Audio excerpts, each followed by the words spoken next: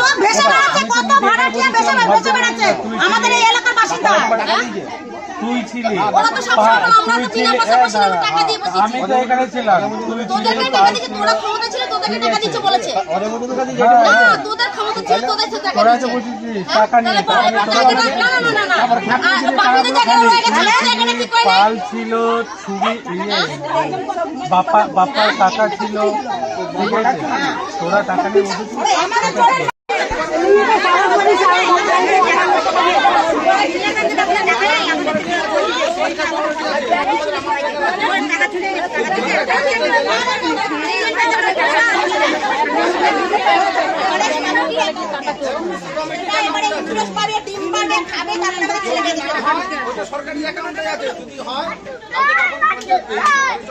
সরকারি অ্যাকাউন্টে যেতে তো সেটা তুই ওখানে জমা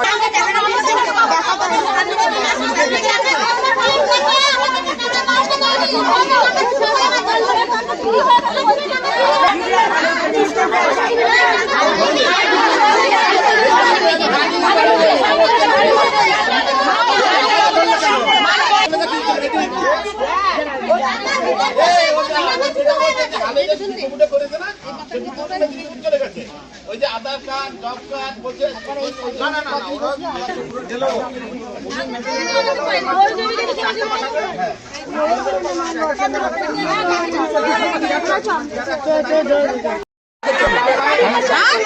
তাদের যদি সবকিছু আমরা তো এলাকার বাসিন্দা, তাহলে আমাদের জন্য কেন কিছু হবে না? এটা কোন আইনে লেখা আছে? এটা জবাব চাই আমরা। আমরা এখানকার বাসিন্দা হয়ে আমরা কোনো সুযোগ সুবিধা কেন পাইনি এবং কেন পাবো না? কেন পাবো না আমরা? এইসব থেকে কেন বঞ্চিত হবো? আরে ব্যাংকের পাবলিককে সুযোগ দেয়নি কেন? ব্যাংকে কেন থাকবে? ব্যাংকে কেন থাকবে? ব্যাংকে রাখার জন্য কেউ দিতে করে? আমি তোমাকে কেন দিবি না? হসপিটালের টাকাগুলো কই? কাজ বন্ধ করে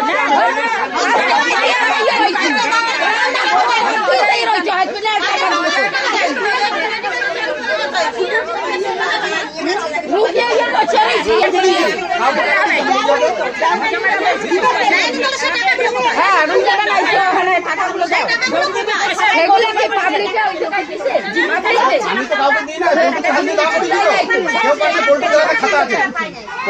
খাতা আছে, খাতা আছে, আমি খাতা আছে, খাতা আছে,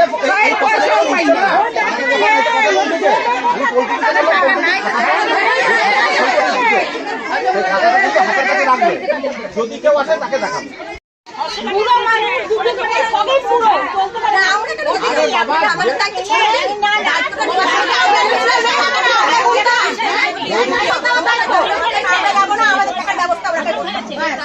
কিসের টাকা ব্যবস্থা করছে? না আমি বললাম এখন দেবে না তো।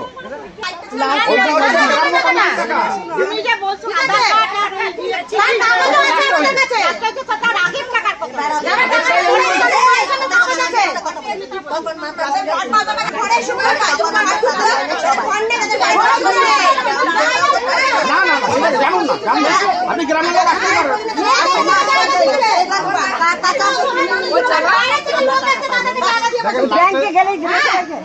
সবাই তো দেবেন না, গ্রাম্য কমিটি হিসাবে বলবেন যে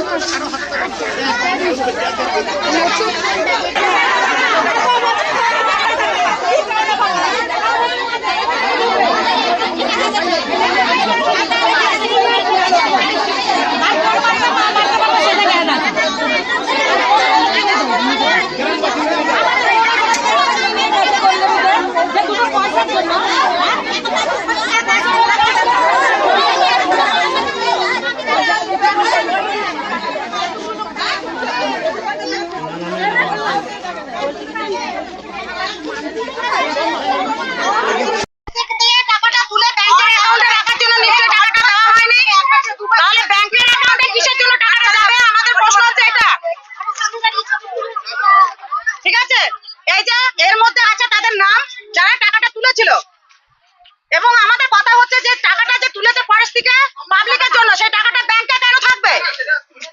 আর বলছে যে টাকা কিছু টাকা চুরি হয়েছে, সেই চোরের নাম আমাদের চাই। চোরের নাম বলতে হবে, চোরের নাম বলতে হবে, আমরা সেই চোরের সাহায্য আমরা করবো।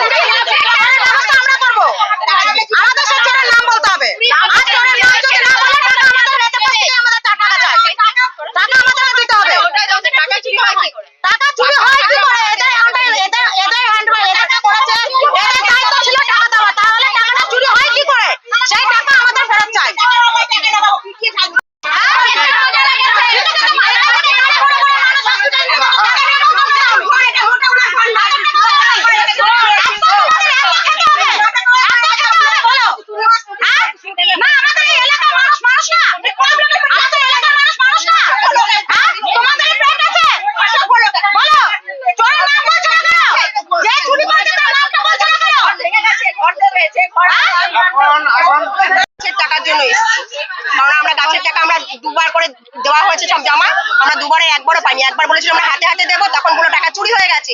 পরে আবার নিল, তখন বলছে অ্যাকাউন্টে টাকা দিয়ে দেবো, সেই টাকাও আমরা পাইনি, সেই টাকাও আমরা পাইনি। অবশ্যই অবশ্যই জানানো হয়েছে। কি বলবে, কিছু বলার নেই। যদি এদের সঙ্গে যোগাযোগ থাকে আর কি বলা যায়, এরা বলবে ভালো মতন যে কি করবে।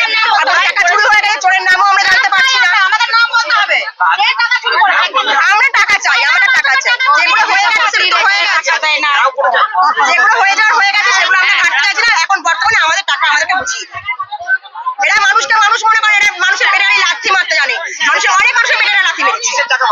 আমরা এই মুহূর্তে গাছের টাকা পাবো। আমি গাছের টাকা ছাড়া আমি কেন বলবো, আমি গাছের টাকা পাবো, আমার টাকা দেয় নাই অনেকই টাকা।